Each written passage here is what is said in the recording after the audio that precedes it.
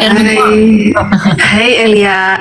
Aku izin ya, aku ada ajak temanku Bu Lucy Praing naik. Itu tolong di accept juga ya, Bu Lucy Praing itu naik Kakak Elia, itu ada komen. Nah, Kak Elia, kamu kan gini, ini kebetulan teman komsel aku, Bu Lucy. Dia memang ikut agama Kristen karena ikut suami di Sumba kayak gitu. Nah, aku minta diteguhkan gitu loh, bahwa dia pilih Tuhan Yesus sebagai Tuhan dan Juru Selamat pribadi itu suatu pilihan yang tepat. Cuman aku nggak bisa jelaskan kayak Kakak Elia jelaskan kayak gitu. Dan memang kadang ya namanya kan suaminya nggak serohani, walaupun dia Kristen ikut suami, cuman suaminya kan nggak rohani gitu kayak gitu. Jangan sampai dia kecewa gitu. Tolong kamu kasih penjelasan yang detail ya, nggak apa-apa ya Bu Lucy sayang. Iya, Bu iya. Lucy, halo, shalom Ibu. Iya, halo, shalom. Selamat malam, Kakak. Iya, malam. Salam kenal. Oke. Iya. Saya udah tahu permasalahannya.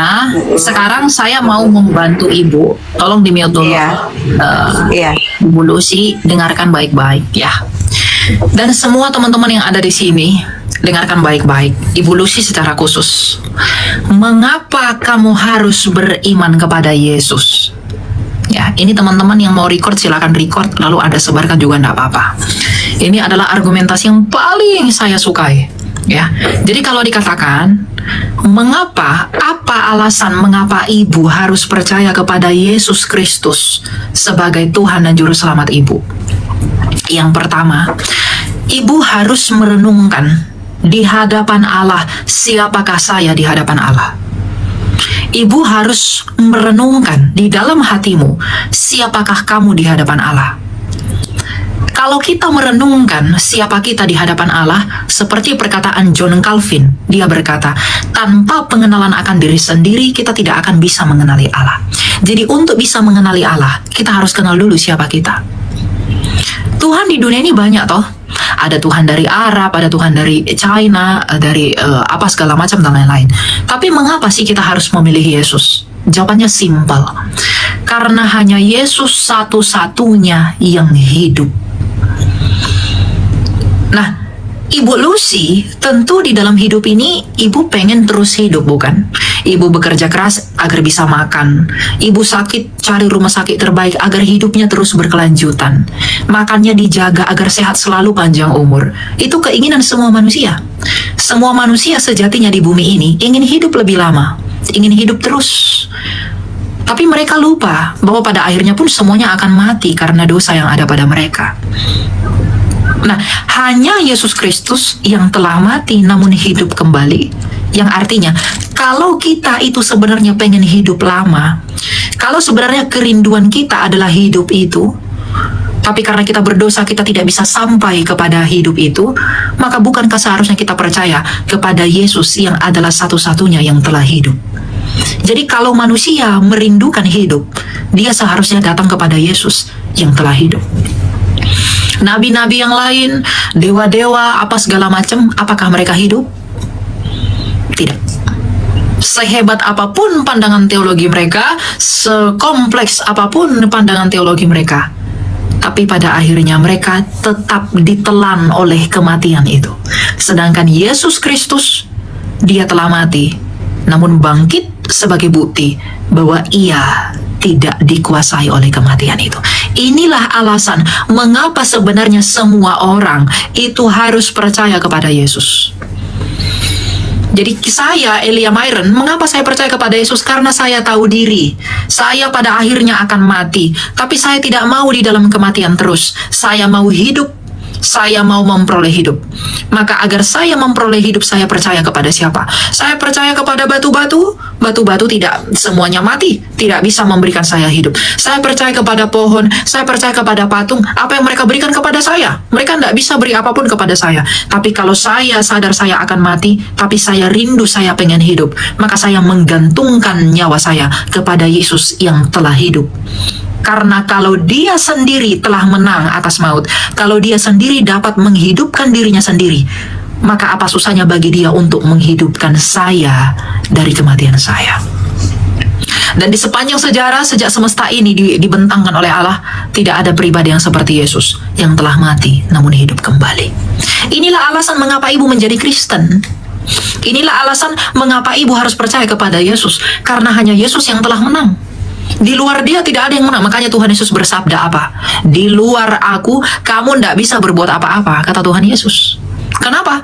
Karena memang apapun yang kau lakukan, mau banyak uangmu, mobilmu mewah, rumahmu gedong, ya, kamu punya banyak duit, pada akhirnya semuanya akan mati. Sehingga kamu nggak bisa berbuat apa-apa. Makanya Tuhan Yesus bilang apa? Di luar aku, kamu nggak bisa buat apa-apa, Elia. Kamu nggak bisa berbuat apa-apa, Ernie Koang. Kamu nggak bisa buat apa-apa, Lucy, di luar aku. Karena apa? Apapun yang kamu miliki di bumi ini tidak akan bisa menolongmu dari kematian. Hanya aku yang telah mati dan hidup kembali yang akan bisa menolongmu. Maka percayalah kepadaku, kata Yesus. Makanya dalam Yohanes 8 ayat 23, 24 Tuhan Yesus bilang apa? Sebab jikalau kamu tidak percaya bahwa akulah dia, kamu akan mati dalam dosamu. Tuhan Yesus bilang begitu karena dia membuktikan bahwa dia itu tidak takluk, tidak kalah kepada kematian. Jadi, kalau ibu menjadi Kristen karena ibu ikut suami, itu hal yang baik. Tapi alangkah lebih baik kalau ibu sendiri mengerti pada dirimu sendiri, mengapa kamu harus mengikut Yesus. Yang dengan demikian, fakta bahwa tidak ada yang hidup selain Yesus, itu akan membuatmu tidak akan keluar dari Yesus dan tidak akan meninggalkan Yesus. Satu-satunya yang telah hidup hanya Yesus. Maka jikalau kamu mau hidup, bukan seharusnya kamu memberi nyawamu kepada Yesus yang telah hidup itu. Jadi orang-orang yang meninggalkan Yesus ini adalah orang-orang yang tidak mengerti mengapa dia harus percaya kepada Yesus. Orang mau, oh Yesus tuh hanya nabi, Yesus tuh hanya ini. Mana ada nabi sudah ada sebelum dunia ada. Mana ada nabi berkata, Bapa permuliakanlah aku dengan kemuliaan yang kumiliki dari hadiratmu sebelum dunia ada. Mana ada nabi berkata, akulah hidup itu. Mana ada nabi berkata, akulah kebangkitan dan hidup. Mana ada nabi berkata, akulah sang kebenaran, akulah hidup. Tidak ada. Ya, cuma kebebalan hati orang menolak dia karena tersandung dengan kemanusiaannya, kemanusiaan Kristus. Jadi alasan mengapa ibu harus menjadi Kristen adalah karena hanya Yesus, hanya Kristus Yesus satu-satunya yang telah menang atas kematian. Maka kita yang tahu diri bahwa kita akan mati, kita menggantungkan diri kita kepada Dia, Yesus Kristus, agar kita hidup kembali sebagaimana Ia telah hidup sebagai tanda kemenangannya. Itu alasan kita menjadi Kristen. Gitu. Jadi ibu sekarang udah mengerti mengapa ibu harus dalam Yesus. Ibu sudah mengerti jangan tinggalkan Yesus karena tidak ada yang seperti Yesus. Maka tekun di dalam, lakukan perintah-perintah Yesus. Kasihi Tuhan Yesus dengan sungguh-sungguh. Tuhan Yesus bersabda, jikalau kamu mengasihi aku, kamu akan melakukan segala perintah aku. Begitu ya.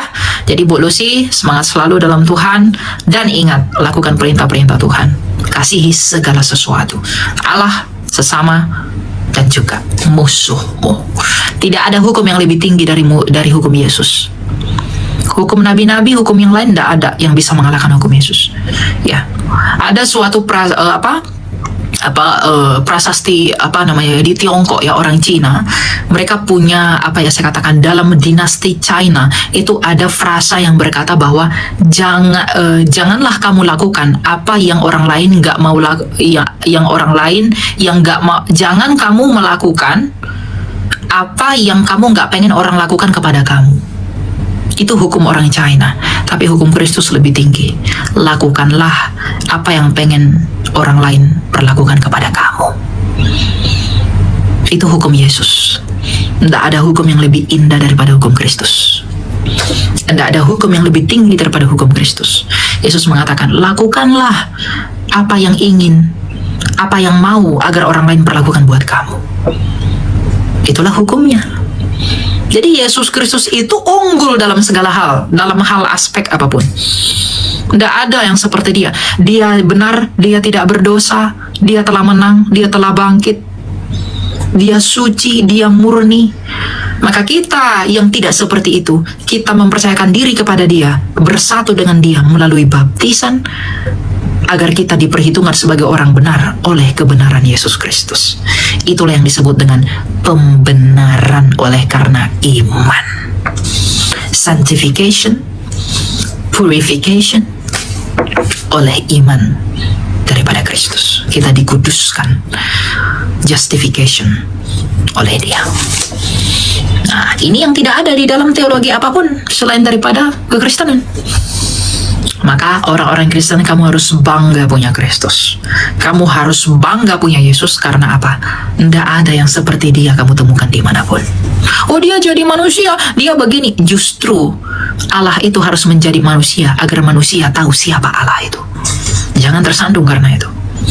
Itu ya, Bu Lucy ya. Jadi saya harap Bu Lucy kuat dalam Tuhan, semakin bertumbuh dalam iman dan menjadi seorang Kristen yang sejati sampai pada akhir pertandingan kita. Gitu ya. Ya. Ya, makasih Elia Myron. Bu Lucy mungkin ada pertanyaan mumpung lagi di atas ini, sekalian tanya Bu, karena ini berlomba yang mau naik Bu. Betul.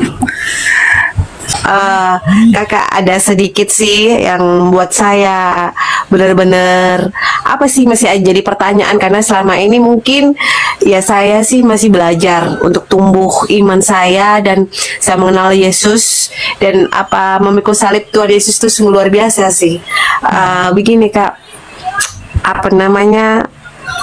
terkadang saya pengen benar-benar percaya, sungguh percaya kalau penyertaan Tuhan Yesus itu benar-benar nyata begitu. Jadi setiap saya melangkah itu saya berdoa, saya hanya berpikir kalau Tuhan itu akan selalu ada buat saya.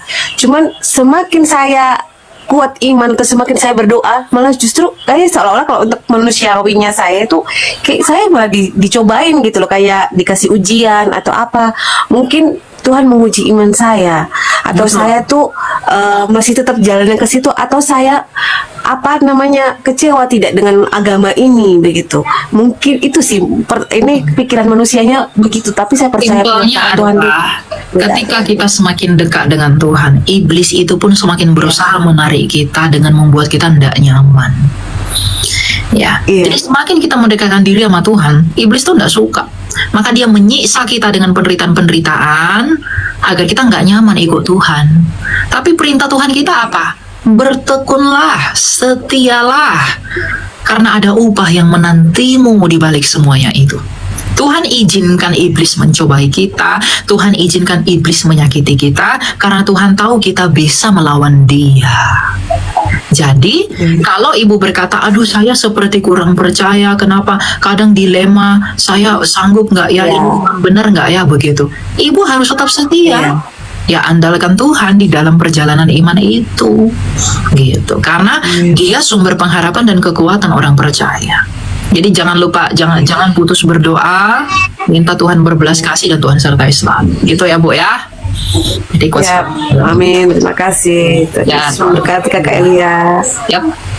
Oke, makasih El. Aku turun juga El. Thank you. Thank you. Oke. Gitu ya. Jadi semakin dekat sama Tuhan, teman-teman, akan semakin kuat iblis menarik kita. Justru orang yang semakin jauh dari Tuhan, pencobaannya itu berkurang. Kenapa? Karena dia sudah dimiliki oleh lawannya Tuhan. Orang semakin jauh dari Tuhan, mungkin kelihatannya sangat diberkati, nyaman sekali, betul? Sehingga dia tidak punya refleksi iman dalam dirinya untuk semakin dekat dengan Kristus. Lihatlah rasul-rasul Tuhan, ketika semakin dekat dengan Kristus, menderita. Berbahagialah orang yang menderita dalam Tuhan, karena mereka yang punya kerajaan surga. Ya, jadi, waduh, saya dekat dengan Tuhan, tapi kenapa saya semakin menderita? Alkitab berkata, berbahagialah kamu. Jangan bersungut-sungut. Justru kamu harus senang. Kenapa? Karena Tuhan percaya sama kamu. Jadi kalau Tuhan udah percaya sama kamu, jangan hianati kepercayaannya. Dengan apa? Dengan mundur dari kepercayaan itu. Lewati terus, tekun sampai kamu menemukan ujung dari pertandingan. Ya.